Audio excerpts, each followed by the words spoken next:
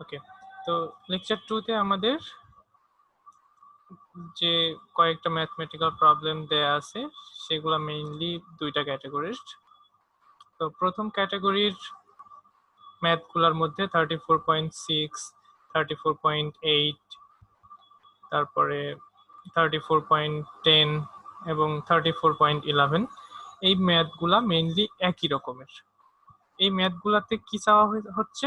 এই ম্যাথগুলাতে মেইনলি চাওয়া হচ্ছে যে আমাদের রোটরের যে কারেন্ট, সেই রোটরের কারেন্টটা কত এবং এই রোটর কারেন্টের যে পাওয়ার ফ্যাক্টরটা রোটরের, সেই পাওয়ার ফ্যাক্টরটা কত। তো এই রোটর কারেন্ট এবং পাওয়ার ফ্যাক্টর বের করতে হবে আমাদের বিভিন্ন কন্ডিশনের ক্ষেত্রে। যেমন কখনো আমাদের রোটরটা স্ট্যান্ড স্টিল থাকতে পারে, যেটা হচ্ছে স্টার্টিং অবস্থায়, কিংবা আমাদের রোটরটা রানিং অবস্থায় থাকতে পারে। তো এই বিভিন্ন সময়ে আমাদের বিভিন্ন রকম স্লিপ এবং স্লিপ রিং এর সাথে এক্সটার্নাল রেজিস্ট্যান্স অ্যাড করার কারণে আমাদের কারেন্টটা কিরকম হবে, পাওয়ার ফ্যাক্টর কিরকম হবে, সেটা বের করতে হবে। তো আর দ্বিতীয় ক্যাটাগরির যে ম্যাথগুলো আছে, দ্বিতীয় ক্যাটাগরির ম্যাথগুলোর মধ্যে আমাদের 34.14a, 34.16, 34.17, 34.19, তো এই ম্যাথগুলাতে মেইনলি যেটা বের করতে বলা হচ্ছে যে আমাদের যে স্টার্টিং টর্ক আছে কিংবা রানিং অবস্থায় যে টর্কটা আছে, এই টর্কটাকে আমরা ম্যাক্সিমাম টর্কে পরিণত করব। যেমন স্টার্টিং টর্কটাকে যদি আমরা ম্যাক্সিমাম টর্কে রূপান্তরিত করতে চাই, তাহলে আমরা জানি যে আমাদের ইন্ডাকশন মোটরের যে স্লিপ রিং আছে তার সাথে কিছু এক্সটার্নাল রেজিস্ট্যান্স অ্যাড করতে হয়। তো এই ম্যাথগুলাতে মেইনলি যেটা বলছে যে আমাদের স্টার্টিং টর্কটা যদি আমরা ম্যাক্সিমাম চাই, তাহলে আমাদের স্লিপ রিং এ কি পরিমাণ রেজিস্ট্যান্স অ্যাড করতে হবে বের করতে হবে। আবার আমরা হচ্ছে একটা নির্দিষ্ট পরিমাণ রেজিস্ট্যান্স অ্যাড করলাম, তাহলে আমাদের ম্যাক্সিমাম স্পিডটা কত হবে, ম্যাক্সিমাম টর্ক অবস্থায় স্পিডটা কত হবে। তো এই সবগুলা ম্যাথের মেইনলি দুইটাই ক্যাটাগরি। তো আমরা এই ম্যাথগুলা সলভ করব। প্রথমে ফার্স্ট ক্যাটাগরিতে যাই। তো ফার্স্ট ক্যাটাগরির ম্যাথগুলা সলভ করার জন্য আমাদের প্রথমে সূত্রগুলা জানতে হবে, যে রোটর কারেন্টের সূত্র কিরকম, রোটর পাওয়ার ফ্যাক্টর বের করার সূত্র কিরকম। তো আমি যখন এই ইকুয়েশন গুলা ডিরাইভ করে দিয়েছিলাম, তখন এগুলা ডিটেলস বুঝাই দিয়েছিলাম, আমার মনে হয় আপনাদের মনে আছে। আমি শুধু ম্যাথগুলা সলভ করার জন্য যা যা দরকার সেটা আমি রিভিউ করে যাব। তো আমরা স্টার্টিং অবস্থার কন্ডিশন হচ্ছে এখানে রোটরটা স্থির থাকবে, স্ট্যান্ড স্টিল থাকবে, এটা মাথায় রাখতে হবে। তো স্ট্যান্ড স্টিল যখন রোটর আছে, তখন আমরা ধরে নেই যে রোটরে যে পরিমাণ ইএমএফ ইনডিউস হচ্ছে সেটা হচ্ছে E2, এবং যে পরিমাণ রেজিস্ট্যান্স পার ফেজ রোটরে আছে সেটা হচ্ছে R2, এবং স্ট্যান্ড স্টিল অবস্থায় রোটর রিঅ্যাক্ট্যান্স পার ফেজ হচ্ছে X2। তাহলে আমরা R2 এবং X2 যদি জানি, মানে রেজিস্ট্যান্স এবং রিঅ্যাক্ট্যান্স যদি জানি, তাহলে সেখান থেকে আমরা ইম্পিডেন্স বের করে নিতে পারবো Z2। Z2 এর ইকুয়েশন হচ্ছে √R2² প্লাস X2²। তো আমরা যদি রোটরের ইনডিউসড ইএমএফ জানি আর ইম্পিডেন্স জানি, তাহলে আমরা জানি যে কারেন্ট হচ্ছে আমাদের induced EMF divided by impedance. তাহলে এই ইকুয়েশনে আমরা যদি এই ভ্যালুগুলো বসাই দেই, তাহলে কারেন্টের ইকুয়েশনটা আমাদের ডিরাইভ হয়ে যায়। তাহলে কারেন্টের ইকুয়েশন I2 হচ্ছে E2 থেকে গেল E2, আর Z2 আমরা জানি √R2² প্লাস X2²। তাহলে এটা হচ্ছে আমাদের রোটর কারেন্ট বের করার সূত্র, এবং পাওয়ার ফ্যাক্টর বের করার সূত্র হচ্ছে cos ∅2 ইকুয়ালস টু R2/Z2। তো এটা কোথা থেকে আসে? এটা হচ্ছে ইম্পিডেন্স ট্রায়াঙ্গেল থেকে আসে। আমি আপনাদেরকে ইম্পিডেন্স ট্রায়াঙ্গেলটা দেখাই। আচ্ছা, এটা হচ্ছে ইম্পিডেন্স ট্রায়াঙ্গেল, যার হচ্ছে ভূমি বরাবর থাকবে হচ্ছে রেজিস্ট্যান্স, তারপরে লম্ব বরাবর থাকবে হচ্ছে রিঅ্যাক্ট্যান্স, এবং অতিভুজ বরাবর থাকবে হচ্ছে ইম্পিডেন্স। তো আমাদের পাওয়ার ফ্যাক্টর অ্যাঙ্গেল কোনটা? এটা হচ্ছে আমাদের পাওয়ার ফ্যাক্টর অ্যাঙ্গেল। তো cos ফাই যদি আমরা নিতে চাই, তাহলে cos ফাই হচ্ছে ভূমি বাই অতিভুজ। ভূমি হচ্ছে R2, অতিভুজ হচ্ছে Z2। তাহলে আমরা cos ফাই যদি নিতে চাই, তাহলে cos ফাই ইকুয়ালস টু আমাদের আসবে হচ্ছে ভূমি বাই অতিভুজ।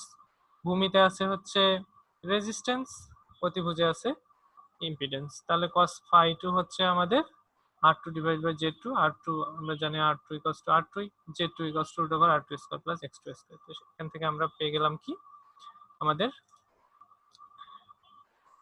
পাওয়ার ফ্যাক্টর বের করার ইকুয়েশন। তো আমরা হচ্ছে জানি যে আমাদের স্লিপ রিং ইন্ডাকশন মোটরের স্লিপ রিং এ যদি আমরা এক্সটার্নাল রেজিস্ট্যান্স অ্যাড করি তাহলে আমাদের স্টার্টিং টর্কটা ম্যাক্সিমাম হয়। তো স্টার্টিং টর্কটা কখন ম্যাক্সিমাম হবে তার একটা কন্ডিশন আছে, সেই কন্ডিশনটা হচ্ছে r2 x2। যদি কখনো আমাদের রোটরের রেজিস্ট্যান্স রোটর রিঅ্যাকট্যান্সের সমান হয়ে যায় তাহলে আমরা স্টার্টিং অবস্থায় ওই ইন্ডাকশন মোটরের ম্যাক্সিমাম টর্ক পাবো। এরপরে এটা গেল হচ্ছে সব স্টার্টিং অবস্থায়। এবার রানিং অবস্থার ইকুয়েশনগুলো আমি একটু রিভিউ করে দেই। যে রানিং কন্ডিশনে যখন হচ্ছে আমাদের ইন্ডাকশন মোটরটা ঘুরতে শুরু করছে, তো যখন ঘুরতে শুরু করবে তখন আমাদের ইনডিউসড ইএমএফ, কারেন্ট, তারপরে আমাদের রিঅ্যাকট্যান্স, রেজিস্ট্যান্স সবকিছু চেঞ্জ হয়ে যাবে। তো আমরা ধরে নেই যে রানিং অবস্থায় আমাদের ইনডিউসড ইএমএফ হচ্ছে ইআর, রানিং অবস্থায় কারেন্ট হচ্ছে আইআর। তাহলে এবার রানিং অবস্থায় এবং আমাদের স্ট্যান্ড স্টিল অবস্থার মধ্যে একটা রিলেশন দাঁড় করাইতে হবে। আমরা জানি যে রানিং অবস্থায় ইনডিউসড ইএমএফ আমাদের স্ট্যান্ড স্টিল অবস্থার ইনডিউসড ইএমএফ এর সাথে আমাদের স্লিপকে মাল্টিপ্লাই করতে হয়। That means ER equals to S E two, যেখানে এস হচ্ছে রানিং অবস্থায় যে স্লিপ আমরা পাবো এবং আমাদের স্ট্যান্ড স্টিল অবস্থায় যে পরিমাণ ইএমএফ ইনডিউস হচ্ছিল। তাহলে আমরা জানি ER equals to S E two. এটা কিন্তু অবশ্যই মাথায় রাখতে হবে যে আমাদের ইন্ডাকশন মোটরটা রানিং অবস্থায় আছে নাকি স্ট্যান্ড স্টিল অবস্থায় আছে। যদি রানিং অবস্থায় থাকে আর আপনি এখানে ইআর ইউজ না করে ই2 ইউজ করেন তাহলে কিন্তু আপনার ম্যাথ ভুল হয়ে যাবে। তাহলে একইভাবে আমরা যদি এক্স আর বের করতে চাই, এক্স আর যদি বের করতে চাই এক্স আর হবে হচ্ছে এস এক্স2, যেখানে x2 হচ্ছে স্ট্যান্ড স্টিল অবস্থায় রিঅ্যাকট্যান্স পার ফেজ আর s হচ্ছে স্লিপ। কিন্তু এখানে আর আর এবং r2 সেম, তার কারণ আর এর কখনো চেঞ্জ হয় না, সেটা স্থির থাকুক কিংবা গতিশীল থাকুক। এই জন্য আর R equals two always r2। তো এখান থেকে আমরা যদি জেড বের করতে চাই, জেড আর, তাহলে জেড আর বের করতে চাইলে আমাদের কি হবে, জেড আর বের করতে চাইলে বের করতে হবে root over R R square plus X R square. আর আর ইকুয়ালস টু আমরা জানি হচ্ছে r2, তাহলে r2 square plus X R equals to জানি আমরা sx2, তাহলে জেড আর ইকুয়ালস টু হবে আমার r2 square plus sx2 whole square. তাহলে এখান থেকে যদি আমরা এখন আইআর বের করতে চাই তাহলে একইভাবে ER divide by Z R, ER equals to আমরা জানি এস ই2 আর জেড আর ইকুয়ালস টু আমরা জানি r2 square plus sx2 square. একইভাবে যদি পাওয়ার ফ্যাক্টর বের করতে চাই তো পাওয়ার ফ্যাক্টর একইভাবে cos phi2 ইকুয়ালস টু ভূমি ডিভাইড বাই অতিভুজ, ভূমিতে আমাদের r2 আছে বা আর আর আছে যেটাই বলি না কেন, r2 ইকুয়ালস টু আর আর সেম, তাহলে উপরে আমাদের r2 আসলো আর নিচে আসবে হচ্ছে জেড আর। আমরা জানি জেড আর বের করছি আমরা r2 square plus sx2 square, তাহলে এটা হচ্ছে আমাদের cos phi2। এটা আমাদের অবশ্যই মাথায় রাখতে হবে, এটা হচ্ছে রানিং কন্ডিশনের জন্য, এটা কিন্তু স্ট্যান্ড স্টিল কন্ডিশন বা স্টার্টিং কন্ডিশন না। একইভাবে আমাদের রানিং অবস্থায় আমাদের টর্কটা কখন ম্যাক্সিমাম হবে তার একটা কন্ডিশন আছে, এই কন্ডিশনকে যদি কখনো স্যাটিসফাই করে তাহলে আমাদের রানিং অবস্থায় আমরা ম্যাক্সিমাম টর্ক পাবো। সেই কন্ডিশনটা হচ্ছে r2 sx2।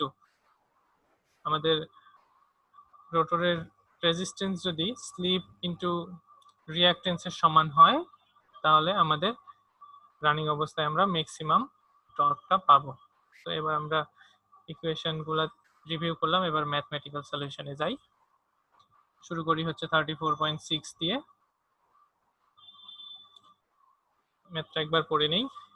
ম্যাথটা হচ্ছে বলছে থ্রি ফেজ, এটা কিন্তু phase, three phase induction motor having star connected rotor has an induced EMF of 80 volt between slip ring and standstill on open circuit. মানে স্লিপ রিং গুলা যখন ওপেন সার্কিট অবস্থায় আছে তখন দুইটা স্লিপ রিং এর মধ্যে 80 ভোল্ট ইএমএফ ইনডিউস হচ্ছে। The rotor has a resistance and reactance per phase of 1 ohm and 4 ohm respectively. মানে আমাদের রোটরে স্ট্যান্ড স্টিল অবস্থায় 1 ওহম রেজিস্ট্যান্স আছে এবং 4 ওহম রিঅ্যাকট্যান্স আছে। রেজিস্ট্যান্স হচ্ছে এটা কি R2 আর রিঅ্যাকট্যান্স হচ্ছে X2। এবার বলছে calculate current per phase. Current per phase মানে হচ্ছে I2 and power factor. Power factor হচ্ছে cos phi2। যখন এই নাম্বার হচ্ছে slip rings are short circuited, slip ring এ আমরা এক্সটার্নাল কোনো রেজিস্ট্যান্স অ্যাড করি নাই, নরমালি শর্ট সার্কিট করে দিচ্ছি, এটা একটা কন্ডিশন। আর বি নাম্বার হচ্ছে slip ring are connected to a star connected rheostat of 3 ohm per phase. মানে স্লিপ রিং গুলা এবার নিজেদের সাথে মধ্যে শর্ট সার্কিট করে দিচ্ছি না, কিভাবে কি করতেছি, এখানে একটা 3 ওহমের একটা রিওস্টেট বক্স আমরা কানেক্ট করে দিচ্ছি। তো আমরা জানি যে স্লিপ রিং এর সাথে আমরা কেন রেজিস্ট্যান্স অ্যাড করি, রেজিস্ট্যান্স অ্যাড করি এই জন্যই যে আমাদের স্টার্টিং টর্কটাকে আমরা আমাদের যখন বৃদ্ধি করার দরকার হবে তখন আমরা সেখানে একটা রিওস্টেট অ্যাড করে দিব। তো এ নাম্বারে আসি। এ নাম্বার হচ্ছে স্লিপ রিং গুলো নরমালি শর্ট সার্কিটেড।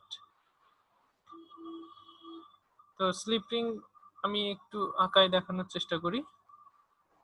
এটা হচ্ছে রোটর, ভিতরে রোটরের যা আছে সেগুলো দেখাইলাম না। স্লিপ রিং গুলা এইভাবে তিনটা বের করে থাকে, আপনারা স্লিপ রিং ইন্ডাকশন মোটরের কনস্ট্রাকশন দেখলে ক্লিয়ার হবে। তো এইদিকে এটা ভিতরে তো কয়েল আছেই, এই কয়েল গুলাকে বাইরে এইভাবে স্লিপ রিং এর মাধ্যমে বের করে দেওয়া থাকে। তো প্রথম ম্যাথের ক্ষেত্রে কি বলছে, প্রথম ম্যাথের ক্ষেত্রে বলছে যে এই স্লিপ রিং গুলাকে নরমালি এভাবে শর্ট সার্কিট করে দিলাম। কি করে দিলাম, নরমালি শর্ট সার্কিট করে দিলাম, তার মানে এখানে কোনো এক্সটার্নাল রেজিস্ট্যান্স অ্যাড হবে না। তাহলে আমাদের রোটরে কি পরিমাণ রেজিস্ট্যান্স থাকবে, যে পরিমাণ আগে ছিল। আগে ছিল কত, R2 1 X2 4। তাহলে এ নাম্বারে আমার R2 1 ধরতে হবে এবং X2 4 ধরতে হবে। তার আগে এখানে দেখি যে এটা আমাদের রোটরটা কি connected, star connected. Star connected রোটরের এই দুইটা স্লিপ রিং এর মধ্যে কত ভোল্টেজ দেওয়া আছে, 80 ভোল্ট। এই 80 ভোল্টটা আমাদের যেহেতু থ্রি ফেজ, আমাদেরকে দেখতে হবে যে এটা ফেজ ভোল্টেজ নাকি লাইন ভোল্টেজ। তার কারণ আমরা জানি যে ক্যালকুলেশনের জন্য আমাদের সব সময় ভোল্টেজকে ফেজ ভোল্টেজে কনভার্ট করে নিতে হয়। তো যদি ফেজ ভোল্টেজ দেয়া থাকে নো প্রবলেম, আপনাকে কিছুই করতে হবে না। কিন্তু যদি লাইন ভোল্টেজ দেয়া থাকে তাহলে ডেফিনেটলি আপনাকে সেটা ফেজ ভোল্টেজে কনভার্ট করে নিতে হবে, আদারওয়াইজ আপনার ম্যাথটা ভুল হয়ে যাবে। তো এখানে আমরা দেখি যে দুইটা স্লিপ রিং এর মধ্যে, যেমন এটা একটা স্লিপ রিং, এটা একটা স্লিপ রিং এর মধ্যে দেওয়া আছে 80 ভোল্ট। তাহলে এটা কোন ভোল্টেজ হচ্ছে, এটা দুইটা লাইনের মধ্যে ভোল্টেজ, দ্যাট মিন্স এটা লাইন ভোল্টেজ। তাহলে ম্যাথ করার জন্য আপনাকে সেটা অবশ্যই ফেজ ভোল্টেজে কনভার্ট করে নিতে হবে। এগুলা বোঝার জন্য আপনাকে বুঝতে হবে যে এটা স্টার কানেক্টেড নাকি ডেল্টা কানেক্টেড। যদি স্টার কানেক্টেড হয় তাহলে সেটা অবশ্যই লাইন ভোল্টেজ হিসেবে দেয়া থাকবে, আর যদি ডেল্টা কানেক্টেড হয় তাহলে আমরা জানি ডেল্টা কানেক্টেডের ক্ষেত্রে ফেজ ভোল্টেজ লাইন ভোল্টেজ সমান। তো সেক্ষেত্রে আপনাকে এক্সট্রা ভাবে কোনো ভোল্টেজকে ফেজ ভোল্টেজে কনভার্ট করে নিতে হবে না, কিন্তু স্টার কানেক্টেডের ক্ষেত্রে আপনাকে অবশ্যই লাইন ভোল্টেজটাকে ফেজ ভোল্টেজে কনভার্ট করে নিয়ে ম্যাথ করতে হবে। তো এটা যেহেতু আমাদের লাইন ভোল্টেজ দেয়া আছে, তো এটাকে আমরা যদি পার ফেজে কনভার্ট করে নিতে চাই, আমরা জানি √3 দিয়ে ভাগ করলে আমাদের পার ফেজে কনভার্ট হয়ে যায়। তো এখানে প্রথমে আমরা লাইন ভোল্টেজটাকে √3 দিয়ে ভাগ করে পার ফেজে কনভার্ট করে নিলাম। এবার আমাকে কি বের করতে হবে, কারেন্ট বের করার জন্য আমরা জানি কারেন্ট বের করার সূত্র হচ্ছে IR ইকুয়ালস টু, সরি এটা তো স্ট্যান্ড স্টিল অবস্থায় I2 equals to E2 by Z2। আমরা এই যে স্ট্যান্ড স্টিল অবস্থায় পার ফেজে যে ইনডিউসড ইএমএফ E2 সেটা এটা এখান থেকে বের করে নিলাম। এবার আমার দরকার Z2। Z2 আমরা জানি যে Z2 এর ইকুয়েশন হচ্ছে √R2² প্লাস x2 স্কয়ার। এই যে Z2 √R2² plus x2 square করে এখানে আমি Z2 বের করে নিলাম। তাহলে এবার কারেন্ট I2 বের করার সূত্র কি E2/Z2। এখানে I2 হচ্ছে আমাদের E2 আমরা বের করছি 46.2, তারপরে হচ্ছে Z2 বের করছি 4.12। তাহলে এটাকে ভাগ করে আমরা কারেন্ট পেয়ে গেলাম। পাওয়ার ফ্যাক্টর একইভাবে পাওয়ার ফ্যাক্টর cos phi2 আমরা জানি R2 ডিভাইডেড বাই Z2।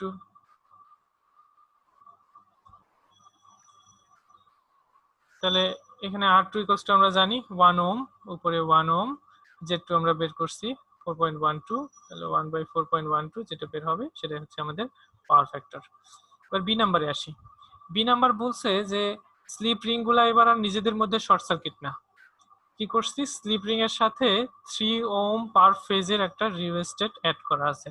তার মানে এখানে এবার কি করা আছে, একটা 3 ওহমের আর একটা 3 ওহমের আর একটা 3 ওহমের, এরকম 3 ওহমের রেজিস্ট্যান্স বক্স কানেক্ট করা আছে স্লিপ রিং এর সাথে, যাতে করে আমাদের স্টার্টিং টর্কটা বেড়ে যায়। তো এইগুলো হচ্ছে প্রত্যেকটাই 3 ওহম, এটাও 3 ওহম, এটাও 3 ওহম। তো এবার দেখেন যে এখানে আগে ছিল 1 ওহম, এর সাথে 3 ওহম সিরিজে যোগ করছি, তাহলে এবার R2 কত হবে, এবার R2 হয়ে যাবে আগের 1 ওহম যা ছিল সেটার সাথে এই 3 যোগ হয়ে যাবে R2 4 ওহম। তাহলে এবার যদি আমি Z2 বের করতে চাই একইভাবে আগের মতো R2 টা শুধু চেঞ্জ হবে, কিন্তু X2 যা ছিল তাই থাকবে। X2 4 ওহম ছিল, 4 ওহমই থাকবে।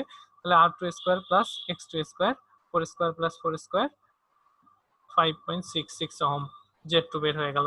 এবার রোটর কারেন্ট যদি I2 বের করতে চাই একই সূত্র, E2 divided by Z2। E2 আমাদের আগে যা বের করছি আমরা 46.2 তাই আছে, Z2 টা চেঞ্জ হয়ে গেছে 5.66 বসাই দিলে আমাদের দ্বিতীয় কন্ডিশনের ক্ষেত্রে রোটর কারেন্ট I2 বের হয়ে গেল। একইভাবে পাওয়ার ফ্যাক্টর যদি আমরা বের করতে চাই cos phi, তাহলে আমাদের R2 ডিভাইড বাই Z2, এখানে R2 হয়ে গেছে 4 ওহম, Z2 5.66 ওহম, তো 4/5.66 0.707। এবার পরের ম্যাথে যাই 34.8। কি বলছে, 1100 volt 50 hertz delta connected induction motor has a star connected slip ring rotor with a phase transformation ratio of 3.8। এবার দেয়া আছে কি একটা delta connected induction motor. Delta connected induction motor has a star connected slip ring rotor with a phase transformation ratio of 3.8। তারপরে বলছে the rotor resistance and stainless steel leakage reactance are 0.012 ohm and 0.25 ohm per phase respectively, neglecting stator impedance and magnetizing current. Determine the rotor current at start with slip ring shorted। Slip ring যখন short করা আছে তখন হচ্ছে rotor current কত, rotor current the rotor power factor at start with slip ring shorted। Slip ring short অবস্থায় রোটরের power factor কত। এবার 4% স্লিপ অবস্থায় রোটর কারেন্ট কত, 4% স্লিপ অবস্থায় রোটর পাওয়ার ফ্যাক্টর কত, আর এক্সটার্নাল রোটর রেজিস্ট্যান্স আমাদের অ্যাড করতে হবে। কি পরিমাণ রোটর রেজিস্ট্যান্স অ্যাড করব যদি স্টার্টিং কারেন্টকে আমরা 100 ওহম পাই। তো এগুলো সলভ করার জন্য আমরা কি কি ডেটা দেওয়া আছে সেগুলোকে আগে প্রসেস করি। এটা দেওয়া আছে যে ডেল্টা কানেক্টেড ইন্ডাকশন মোটর, এই যে ইনফরমেশন গুলো দেওয়া আছে এগুলো কিন্তু স্ট্যাটর ফিল্ডের ইনফরমেশন। এগুলাকে আমাদের কিসে কনভার্ট করতে হবে, রোটর ফিল্ডে কনভার্ট করতে হবে। তো রোটর ফিল্ডে কনভার্ট করার জন্য আমাদের একটা ট্রান্সফরমেশন রেশিও দেওয়া আছে। ট্রান্সফরমেশন রেশিওর কাজটা কি আমরা জানি, ইন্ডাকশন মোটর একটা রোটেটিং ট্রান্সফরমার। তাহলে এই ট্রান্সফরমেশন রেশিওর সাহায্যে আমরা কি করতে পারবো, এই যে স্ট্যাটর ফিল্ডের ভোল্টেজটাকে রোটর ফিল্ডের ভোল্টেজে কনভার্ট করে নিতে পারবো। মানে এখানে দেয়া আছে ট্রান্সফরমেশন রেশিও 3.8। এটা মিন করে যে আমাদের স্ট্যাটর ফিল্ডে যদি 3.8 ভোল্ট থাকে তাহলে সেটা রোটর ফিল্ডে আসে 1 ভোল্ট ইএমএফ ইনডিউস হবে। তাহলে আমরা রোটরে কি পরিমাণ ইএমএফ ইনডিউস হচ্ছে সেটা যদি বের করতে চাই, যেটা হচ্ছে E2 হচ্ছে আমাদের হবে হচ্ছে 1100 ডিভাইড বাই 3.8। এখানে যে 1100 ভোল্টেজ দেয়া আছে সেটাকে কিন্তু আমরা রোটরের ফেজ কারেন্টে কনভার্ট করে নিচ্ছি এই 3.8 দিয়ে ভাগ করে। দেখেন এখানে কিন্তু 1100 ভোল্টেজটাকে আমরা ফেজ ভোল্টেজে √3 দিয়ে ভাগ করে কনভার্ট করতেছি না। কেন করতেছি না? এই যে এখানে দেয়া আছে হচ্ছে ডেল্টা কানেক্টেড। ডেল্টা কানেক্টেডের ক্ষেত্রে আমরা জানি যে লাইন ভোল্টেজ আর ফেজ ভোল্টেজ সমান, এই জন্য √3 দিয়ে ভাগ করার দরকার নেই। কিন্তু যদি এখানে কোনোভাবেই স্টার কানেক্টেড থাকে বা স্টার কানেক্টেড দেয়া থাকতো তাহলে অবশ্যই এই ভোল্টেজটাকে ফেজ ভোল্টেজে কনভার্ট করার জন্য আপনাকে √3 দিয়ে ভাগ করতে হইতো। এটা অবশ্যই মাথায় রাখতে হবে। তো এখানে আমার হচ্ছে এটাকে আমি রোটরের ফেজ ভোল্টেজে কনভার্ট করে নিলাম ট্রান্সফরমেশন রেশিও দিয়ে ভাগ করে, এটা আসলে 289.5। এবার রোটরের এটা হচ্ছে কি বের হলো, এটা E2 বের হয়ে গেল। এবার আমরা Z2 বের করব। Z2 একইভাবে √R2² প্লাস X2 স্কয়ার। আমরা যদি E2 Z2 জানি তাহলে রোটর কারেন্ট আমরা বের করে ফেলবো E2 ডিভাইড বাই Z2। একইভাবে পাওয়ার ফ্যাক্টর যদি আমরা বের করতে চাই, পাওয়ার ফ্যাক্টর ইকুয়েশন জানি আমরা R2 ডিভাইড বাই Z2। আমাদের R2 জানা আছে এখানে, যে R2 আর Z2 আমরা বের করে নিছি। তাহলে R2 ডিভাইড বাই Z2 আমাদের যে R2 ডিভাইড বাই Z2 আমাদের পাওয়ার ফ্যাক্টর বের হয়ে গেল। এবার 3 নাম্বার কি বলছে? 3 নাম্বার বলছে যে rotor current at 4% slip with slip ring shorted. আমাদের রোটরের 4% স্লিপ কখন আসবে? 4% স্লিপ তখনই আসবে যখন রোটরটা ঘুরতেছে। রোটরটা যদি স্ট্যান্ড স্টিল থাকতো তাহলে স্লিপ কত ছিল? 1। তার মানে এখানে যেহেতু 4% স্লিপ দেওয়া আছে তার মানে আমাদের এটার সাহায্যে বুঝতে হবে যে আমাদের রোটরটার স্ট্যান্ড স্টিল নাই, রোটরটা এখন ঘুরতেছে। তাহলে এক্ষেত্রে আমাকে কোন সূত্রগুলো ইউজ করতে হবে? রানিং কন্ডিশনের যেসব সূত্র সেগুলো ইউজ করতে হবে। তো 3 নম্বরে আমাকে রানিং কন্ডিশনের ইকুয়েশন সূত্রগুলো ইউজ করতে হবে। তাহলে এখানে আমাকে বের করতে হবে ER বের করতে হবে, XR বের করতে হবে, ZR বের করতে হবে। তো প্রথমে XR বের করে নেই। আমরা জানি XR = SX2।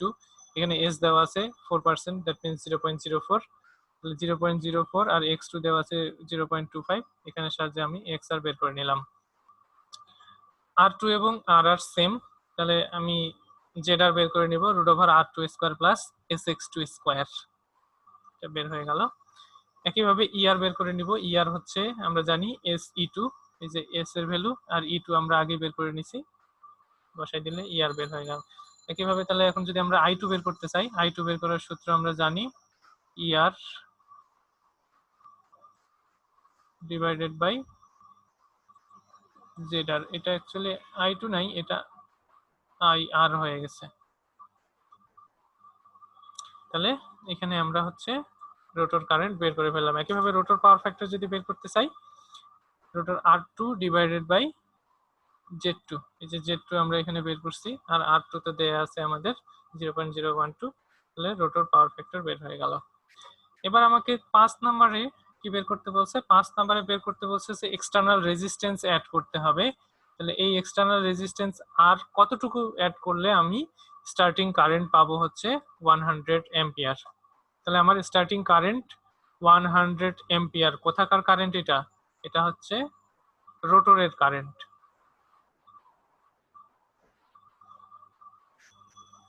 সরি, এটা হচ্ছে স্ট্যাটর ফিল্ডের কারেন্ট। এই যে স্ট্যাটর ফিল্ড দেয়া আছে। তাহলে এই 100 অ্যাম্পিয়ার হচ্ছে স্ট্যাটর ফিল্ডের কারেন্ট। তাহলে এই 100 অ্যাম্পিয়ার কারেন্টকে আমাদের কিসে কনভার্ট করে নিতে হবে? আগে রোটর কারেন্টে কনভার্ট করে নিতে হবে। তো রোটর কারেন্টে কনভার্ট করার জন্য আমাকে কি করতে হবে? এই 100 অ্যাম্পিয়ারকে আমাদের ট্রান্সফরমেশন রেশিও যা আছে সেটা দিয়ে গুণ করে নিতে হবে। তার কারণ আমরা জানি যে ভোল্টেজের সূত্র সাথে কারেন্ট হচ্ছে ইনভার্সলি প্রপোর্শনাল হয়। That means V1 by V2 যদি আমরা করি তাহলে আসবে I2 বাই I1। তাহলে এখানে যেহেতু আমরা ভোল্টেজ বের করার সময় আমাদের কি করতে হয়েছে, ট্রান্সফরমেশন রেশিও দিয়ে ভাগ করতে হয়েছে, তাহলে কারেন্ট বের করার সময় আমাকে ট্রান্সফরমেশন রেশিও দিয়ে গুণ করতে হবে।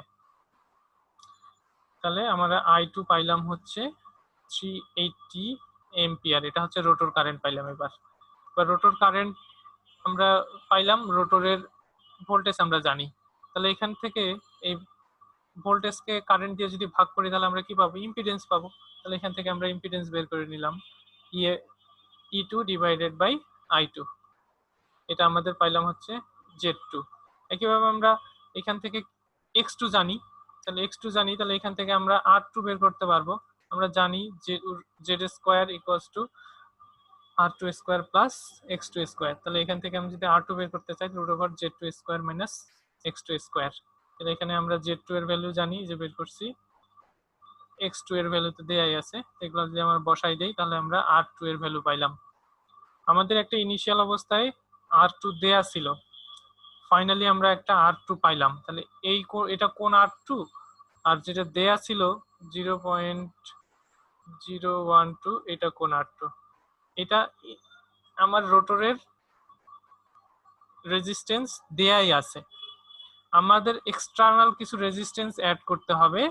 এক্সটার্নাল রেজিস্ট্যান্স অ্যাড করার পরে সেটা হচ্ছে এই রেজিস্ট্যান্স।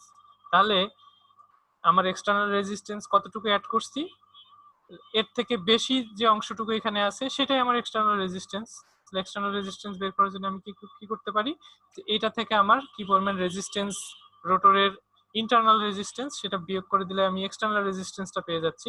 তাহলে এক্সটার্নাল রেজিস্ট্যান্স হচ্ছে এই total resistance minus internal resistance, এই যে total resistance minus internal resistance করলে আমরা এক্সটার্নাল রেজিস্ট্যান্সটা পেয়ে গেলাম। তো এবার পরের ম্যাথে যাই, পরের ম্যাথ হচ্ছে 34.10। এটা কি বলছে, the star connected rotor of an induction motor has a standstill impedance of 0.4 plus J4 ohm per phase and the rheostat impedance per phase is 6 plus J2 ohm. The motor has an induced EMF of 80 volt between slip ring, is slip ring এর 80 volt induced EMF দেয়া আছে when connected to its normal supply voltage. Find rotor current at standstill with rheostat in the circuit. Rheostat মানে এই যে rheostatটা যদি সার্কিটে আমি add করে দেই তাহলে আমার রোটর কারেন্ট কত হবে, আর when slip ring are short circuited and motor is running with slip of 3%.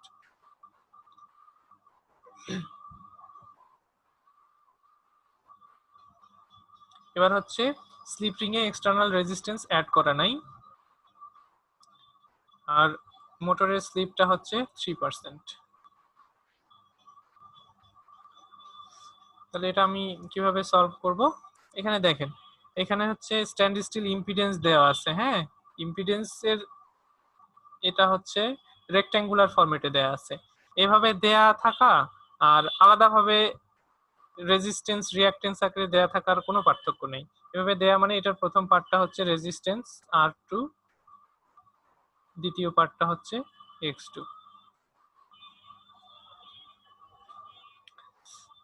ঠিক আছে, তো এইভাবে দেয়া আছে না নরমালি রেজিস্ট্যান্স রিঅ্যাকট্যান্স বলে দেওয়া আছে, এই এগুলো দেখে কনফিউজ হওয়ার কোনো কারণ নাই, দুইটাই সেম। তো রোটর কারেন্ট আমাকে বের করতে হবে যখন রিওস্টেটটা আমার সার্কিটের সাথে অ্যাড করা, তাহলে এই রিওস্টেটটা যদি এর সাথে অ্যাড করা থাকে তাহলে আমার টোটাল ইম্পিডেন্স কি হবে, টোটাল ইম্পিডেন্স হবে এই দুইটার যোগফল, তার কারণ এটা এই আমাদের যে ইন্টারনাল রেজিস্ট্যান্স আছে তার সাথে সিরিজে অ্যাড করা হয়। তাহলে আমাদের টোটাল ইম্পিডেন্স কত হবে, টোটাল ইম্পিডেন্স হবে এই 0.4 plus J4 plus 6 plus J2, তাহলে কত হচ্ছে এই রিয়েল পার্টের সাথে যোগ করি তাহলে এটা কত আসতেছে 6.4 প্লাস ইমাজিনারি পার্ট হচ্ছে J6, তাহলে আমার টোটাল ইম্পিডেন্সটা আসবে হচ্ছে এই যে দেখেন Z।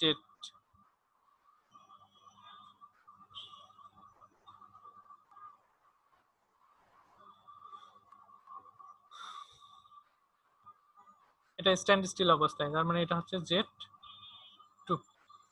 এটা আপনারা এভাবেও করতে পারেন, আগের ম্যাথে যেভাবে করাইছি √r² প্লাস z² সেভাবেও করতে পারেন, কোনো সমস্যা নেই। এইখানে আপনারা যদি এভাবে করেন তাহলে এটা রেক্ট্যাঙ্গুলার ফরম্যাটটাকে পোলার ফরম্যাটে কনভার্ট করে তার শুধু ম্যাগনিটিউডটা নিয়ে আপনাকে রোটর কারেন্ট বের করতে হবে।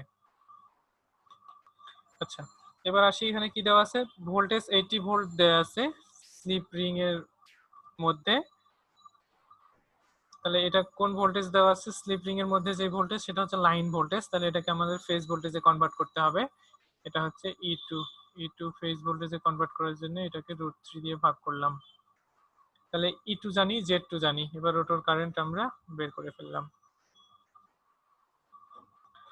এখানে যদি পাওয়ার ফ্যাক্টর বের করতে বলা হয়, পাওয়ার ফ্যাক্টর বের করতে বলা হলে আমরা জানি R2 ডিভাইড বাই Z2। তাহলে R2 কোথায় আছে, এই যে R2 আমরা জানি R2 হচ্ছে 6.4, টোটাল R2 হচ্ছে 6.4। তাহলে এখানে পাওয়ার ফ্যাক্টর যদি আমরা 6 দিয়ে 6.4 ডিভাইডেড বাই 8.77 করি তাহলে আমাদের পাওয়ার ফ্যাক্টরটা বের হয়ে যাবে, যদিও এই ম্যাথে চাওয়া হয়নি। এবার 2 নম্বরে আসি। 2 নাম্বার কি বলছে, slip ring are short circuited and motor is running with 3% slip. এবার এই যে রিওয়েস্টেডটা আমাদের রোটরের সাথে যোগ করা নাই, স্লিপ রিংগুলো নিজেদের সাথে শর্ট সার্কিটেড আছে, তার মানে এবার আর এটাকে কনসিডার করা যাবে না, শুধুমাত্র এই ভ্যালুটা নিয়ে কাজ করতে হবে।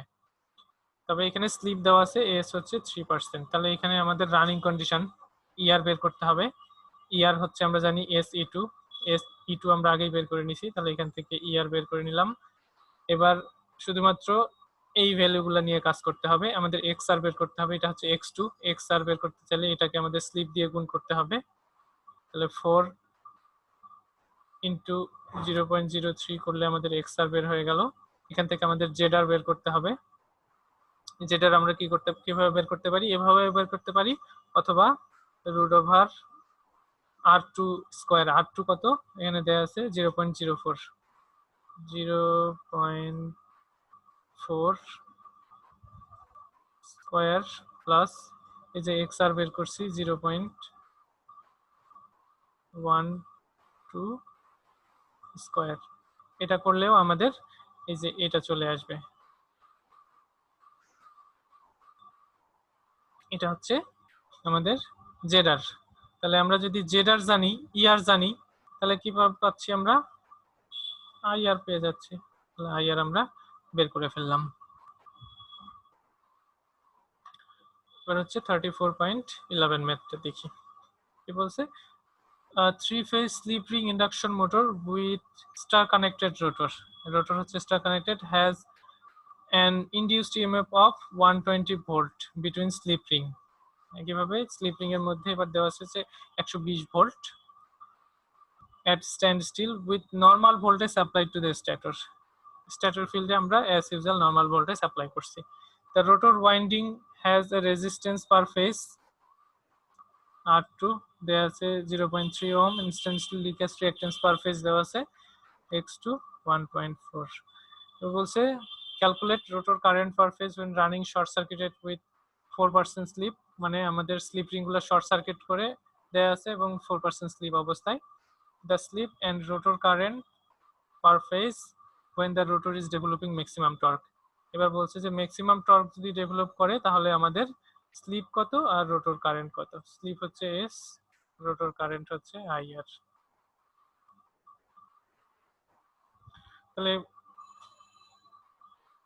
এখানে প্রথমে আমরা এই যে ভোল্টেজ দেয়া আছে লাইন ভোল্টেজটাকে ফেজ ভোল্টেজে কনভার্ট করে নেই।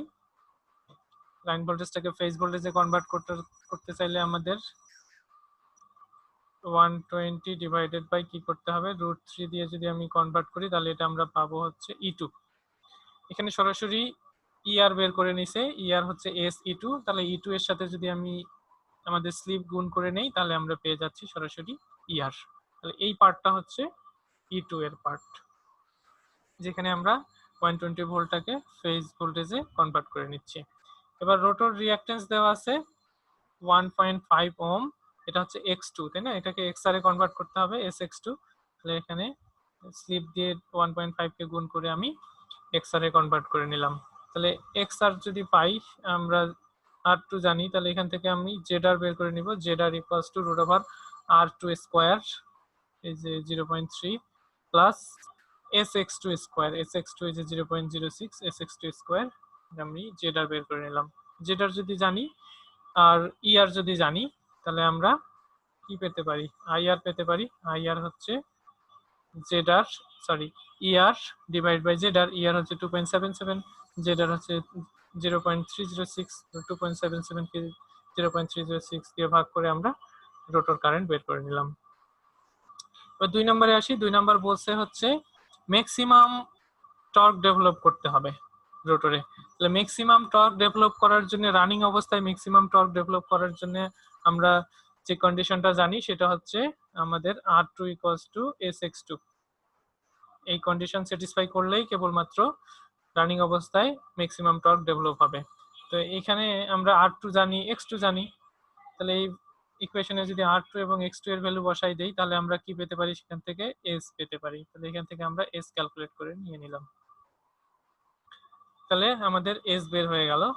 এখন আমাদের IR বের করতে হবে। IR বের করার জন্য আমাদের ER এবং ZR দরকার। তাহলে ER ZR বের করার জন্য আমাকে XR আগে নিতে হবে, জানতে হবে। XR ইকুয়ালস টু SX2, এই S হচ্ছে আমরা বের করে নিলাম 0.2 ইন্টু X2 আমরা জানি 1.5, তাহলে XR বের হয়ে গেল। XR জানলে আমরা এখান থেকে ZR বের করে নিলাম R2 square plus SX2 square করে।